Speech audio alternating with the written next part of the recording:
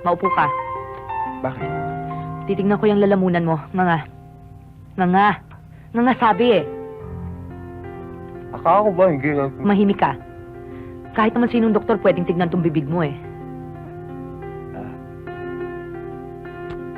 Wala akong makita dito kundi sangkatutak na mikrobyo at maitim na kasinungalingan. Clamp.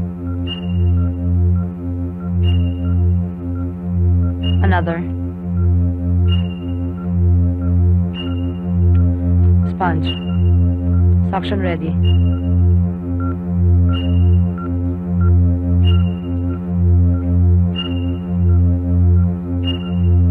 Cut. Sponge.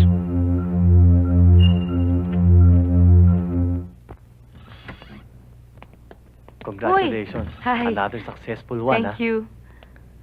Pinapatawag ka nga pala ni Dr. Noriega. May importante daw sasabihin sa'yo. Ha?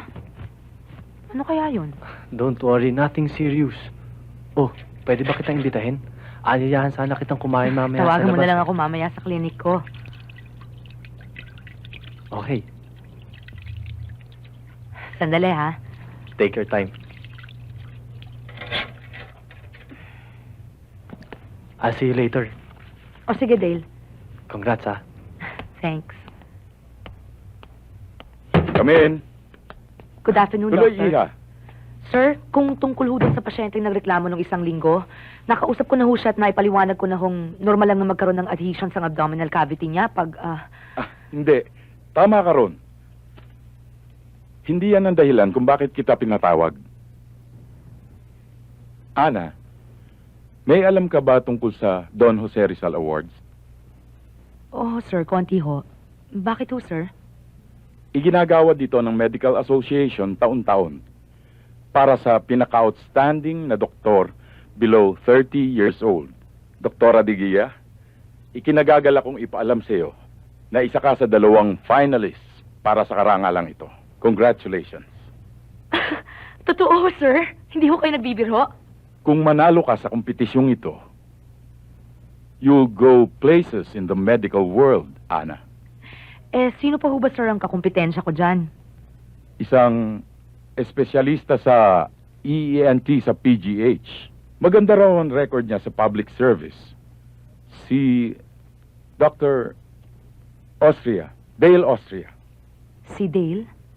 Tapos bumalik na lang ho kayo dito after 1 week. Salamat, thank you. Miss Chavez. Yes, ma'am? Sa susunod, yung mga pasyenteng nakaschedule, would you please make sure that they come on time? If they're 10 minutes late, they forfeit their right and should be asked to return the next day. Sisira ang schedule ko. Is that clear? Yes, ma'am. Okay. Pakibigay mo sa akin yung schedule ko tomorrow. Tapos, why don't you go over my meetings? And again, would you please make sure that they come on time because I come on time. Lalo Okay, na yung lecture ko sa interns. Ayoko mauna doon pagkatapos walang tao. Okay? Tsaka, please tell them to come prepared. That's why I gave them a list of books to read for our discussion. Is that clear? Yes, ma'am. Okay, thank you. Hello?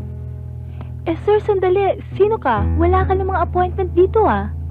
Gusto ko lang makasap si doktora kung pwede. Hindi ba naituro sa'yo ang kumatok muna bago pumasok? Bukas eh. Ah, sir, mabuti ho sa labas na humuna tayo. Hindi, sige.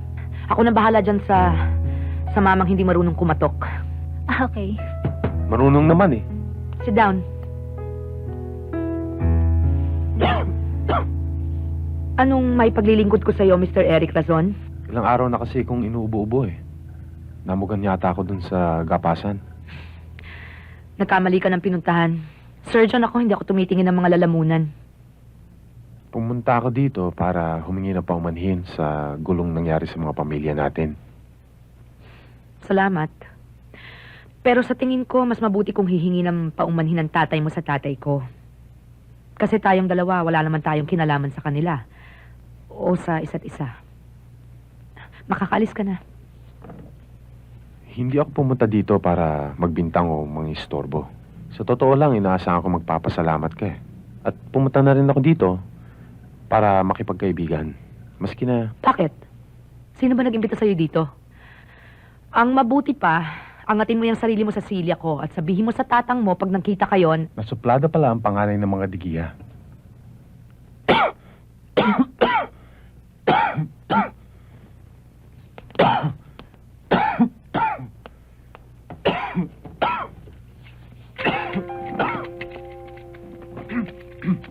maupo ka. Bakit? Titignan ko yung lalamunan mo. Nga sabi eh. Akala ko ba hindi Mahimik ka. Kahit naman sinong doktor pwedeng tignan tong bibig mo eh. Wala akong makita dito kundi isang katutak na mikrobyo at maitim na kasinungalingan. Nagsisigarilyo ka ba? Pwes, itigil mo na.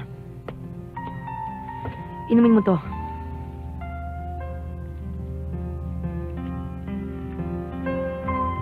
Meron akong kaibigang espesyalista. Itong klinika niya, sa kanya ka kumonsulta. Bukas na bukas din, naintindihan mo.